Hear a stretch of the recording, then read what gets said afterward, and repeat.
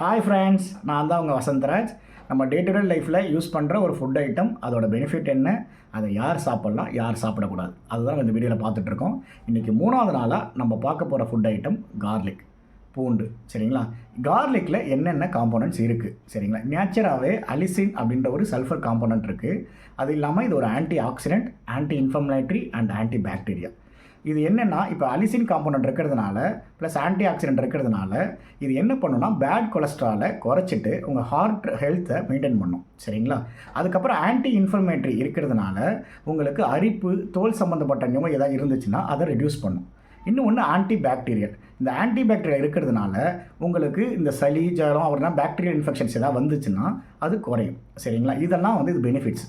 சரி, இதெல்லாம் இவ்வளோ பெனிஃபிட் இருக்கே, நிறையா சாப்பிட்லாமா நீங்கள் கேட்டிங்கன்னா சாப்பிடக்கூடாது. அதுமாதிரி ராவாக சாப்பிட்லாமா, இல்லை ஃப்ரை பண்ணி தான் சாப்பிட்ணுமா, இல்லை பிடிச்சு சாப்பிட்ணுமா, இல்லை ஃபுல்லாக பூண்டாவே டேரெக்டாக சாப்பிட்லாமா அப்படின்னு கேட்டிங்கன்னா அதுதான் கிடையாது.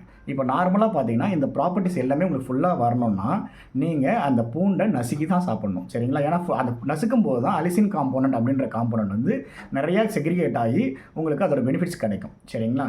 அப்போ தான் உங்களோட பேட் கொலஸ்ட்ராலை ரெடியூஸ் பண்ணிவிட்டு உங்கள் ஹார்ட் ஹெல்த்தை மெயின்டைன் பண்ணலாம்.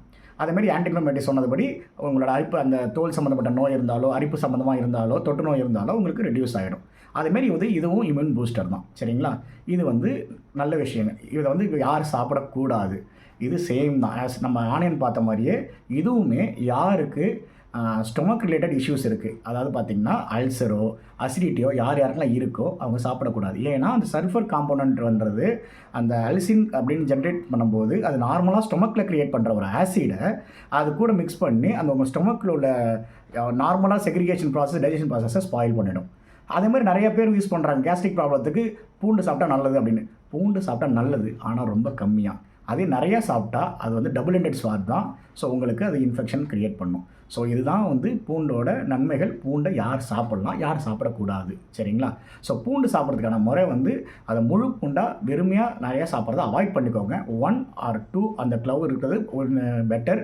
ஆனால் நீங்கள் பெரும்பாலும் அதை நசுக்கி ரசத்துலேயோ இல்லை ஏதாவது நார்மல் ஃபுட் ஐட்டத்துலையோ ரெடியூஸ்டு கண்டென்ட்டாக எடுத்திங்கன்னா இந்த எல்லாத்தோட பெனிஃபிட்ஸும் கிடைக்கும். ஸோ இதே மாதிரி உங்களுக்கு வேறு ஏதாவது பெனிஃபிட்ஸ் வேறு ஏதாவது ஃப்ரூட்டோட ஐட்டமோ இல்லை வெஜிடபிளை பற்றியோ உங்களுக்கு தெரியணும் அப்படின்னா கமெண்ட்டில் எந்த ஃபுட்டு வேணும் அப்படின்றத கமெண்ட் பண்ணுங்கள். அதை பற்றி டீட்டெயிலாக நாளைக்கு வீடியோ பார்க்கலாம். ஸோ இந்த வீடியோ உங்களுக்கு பிடிச்சிருக்குன்னு நினைக்கிறேன். உங்களுக்கு பிடிச்சிருந்தா மறக்காமல் கமெண்ட் பண்ணுங்கள், ஷேர் பண்ணுங்கள், சப்ஸ்கிரைப் பண்ணுங்கள், உங்களுக்கு தெரிஞ்சவங்க எல்லாத்துக்கும் ஷேர் பண்ணுங்கள். Thank you so much. Thank you. Have a great day.